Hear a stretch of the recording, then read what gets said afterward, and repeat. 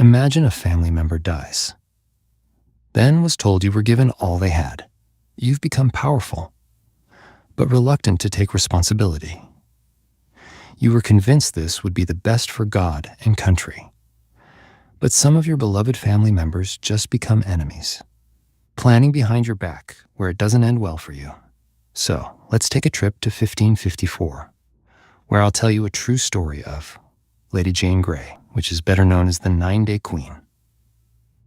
As you would guess, she only reigned for 9 days.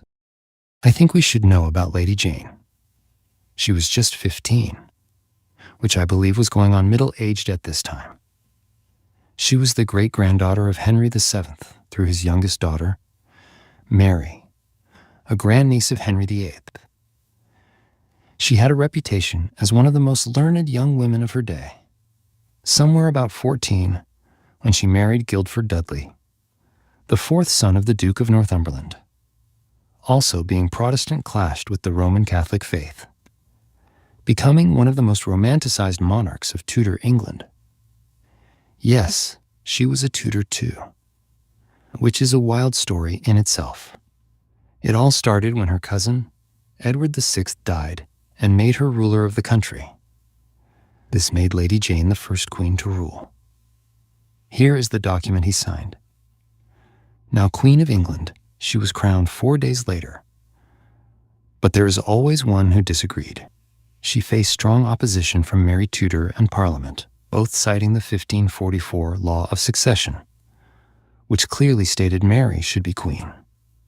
Public support for Jane's rule evaporated. Many of her supporters quickly abandoned her, including her father, who futilely attempted to save himself by supporting Mary as queen. Mary gathered an army and captured the unprepared Jane. Jane's 9-day reign ended, and she was imprisoned in the Tower of London, condemned for high treason. On November 13th, Jane and her husband, Guildford Dudley, were likewise found guilty of treason and sentenced to death. But because of their youth and relative innocence, Queen Mary did not carry out the sentences. I guess she did not want to be the bad guy but got what she wanted. Here is the sad part. On the morning of February 12th, 1554, Jane watched from her cell window as her husband was sent to the executioner's block. 2 hours later, she would meet the same fate. Mary initially decided to spare the lives of Jane and her husband, assuming that they had been mere pawns in the midst of a much larger political plan designed and orchestrated by Northumberland. Knowing this, Mary signed the order of execution from the advice of her Privy Council, knowing Jane would always be a threat to the crown. Lady Jane's tragic life has inspired countless artists and writers over the years. She became especially popular in the Victorian period.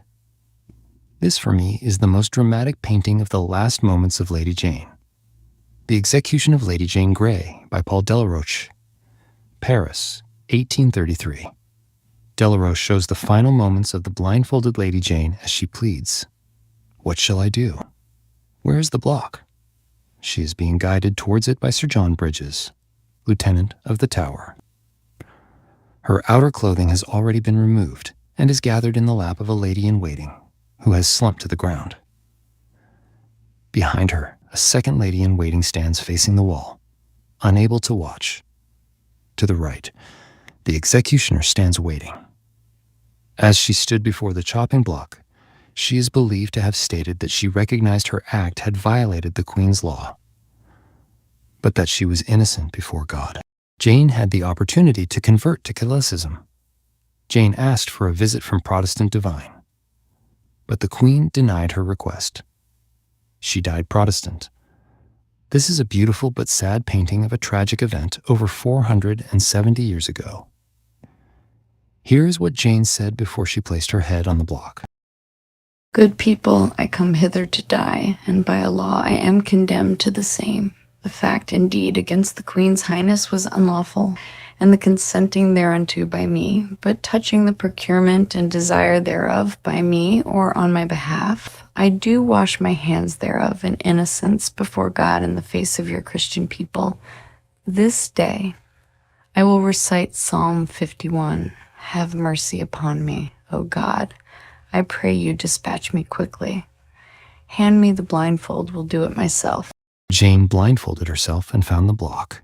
The executioner asks forgiveness. Please hit the like button, subscribe, and find my merch link. This helps me tell more interesting stories for you.